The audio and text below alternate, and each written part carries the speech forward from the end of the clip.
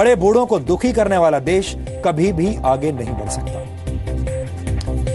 अब दूसरे पहलू की बात करते हैं। हमारे देश में अक्सर महिलाओं को पुरुषों के बराबर हक दिए जाने की बात होती रहती है, लेकिन पुरुषों के अधिकार की बात करने वाले बहुत कम लोग हैं। ऐसे में आपको यह जानना चाहिए कि दिल्ली की एक अदालत ने महिलाओं द्वारा पुरुषों की प्रताड़ना पर चिंता जाहिर करते हुए क्या कहा है। दिल्ली की एक ट्रायल कोर्ट ने रेप के आरोपी एक वकील को बाइज्जत बरी कर दिया है, क्योंकि उस पर आरोप लगाने वाली महिला ने अदालत में यह माना है कि उसने जानबूझकर इस व्यक्ति को फंसाने के लिए झूठा रेप केस दर्ज करवाया था। इस पर ट्रायल कोर्ट की जज निवेदिता अनिल शर्मा ने अपने फैसले में कहा कि हर कोई महिलाओं के अधिकारों को लेकर लड़ रहा है, लेकिन कोई भी पुरुषों की इज्जत और आत्मसम्मान के बारे में बात नहीं करता।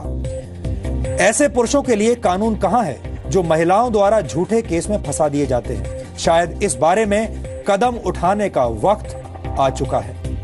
दिल्ली के एक ट्रायल कोर्ट की यह टिप्पणी हमारे समाज और कानून व्यवस्था की कमियों को उजागर कर रही है, जिसमें यह माना जाता है कि पुरुष कभी महिलाओं द्वारा प्रताड़ित नहीं हो सकता। और अब हम इस पहलू पर विस्तार से बात करेंगे, क्योंकि बहू द्वारा अपनी बेबस और बीमार सास की पिटाई की खबर ने एक बार फिर से दहेज प्रताड़ना के खिलाफ कानून की धारा 498A को लेकर चली आ रही बहस को और तेज कर दिया है।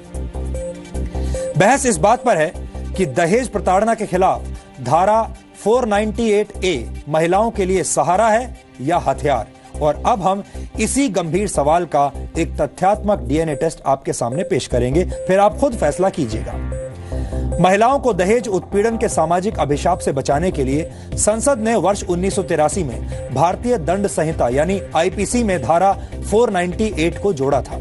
हमारे देश में दहेज हत्याओं के कड़वे सच को नकारा नहीं जा सकता, लेकिन इस सच का एक पहलू यह भी है कि धारा 498A का गलत इस्तेमाल करने वाली महिलाओं के लिए ये एक खतरनाक हथियार की तरह है, जिसके जरिए वो अपने गलत इरादों को पूरा करती हैं। और ऐसा इसलिए होता है क्योंकि महिला के पति या पति के परिवार द्वारा उसके प्रति अत्याचार करने पर धारा 498A के तहत दर्ज मामला गैर जमानती है, यानी नॉन बेलेबल है।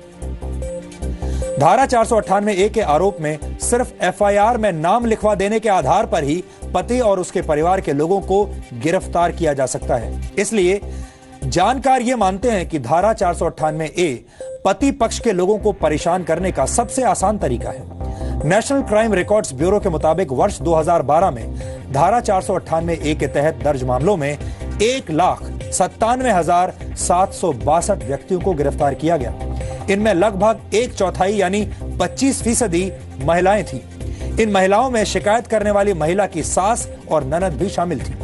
धारा 498A के तहत दर्ज मामलों में चार्जशीट यानी आरोप पत्र दाखिल करने की दर 93.6% है, जबकि आरोपियों पर दोष साबित होने की दर सिर्फ 15% है। वर्ष 2011 से 2013 के दौरान देश भर में धारा 498 के तहत दर्ज 31,293 मामले फर्जी साबित हुए। जी हां, 31,293 मामले फर्जी यानी नकली साबित हुए। ये आंकड़े इस तरफ इशारा करते हैं कि उपयोग के साथ साथ धारा 498A का दुरुपयोग भी हो रहा है। इस धारा को खत्म करने या संशोधन करने की लगातार मांग की जाती रही है। इस धारा के दुरुपयोग को लेकर सुप्रीम कोर्ट ने एक या दो बार नहीं बल्कि कई बार गंभीर टिप्पणियां की हैं, जिनमें से कुछ के बारे में आज मैं आपको बताऊंगा। 19 जुलाई 2005 को सुप्रीम कोर्ट ने धारा 498A को कानूनी आतंकवाद की संज्ञा दी थी। 11 जून 2010 को सुप्रीम कोर्ट ने धारा 498A को लेकर कहा था कि पतियों को अपनी स्वतंत्रता को भूल जाना चाहिए। 14 अगस्त 2010 को सुप्रीम कोर्ट ने भारत सरकार से आईपीसी की धारा 498A में संशोधन करने के लिए कहा था। सिर्फ इतना ही नहीं, 22 अगस्त 2010 को केंद्र सरकार ने सभी राज्यों की पुलिस को धारा 498A के प्रावधानों के दुरुपयोग के बारे में चेतावनी दी थी। विधि आयोग ने अपनी 154वीं रिपोर्ट में इस बात को साफ शब्दों में स्वीकार किया था कि आईपीसी की धारा 498A के प्रावधानों का दुरुपयोग हो रहा है।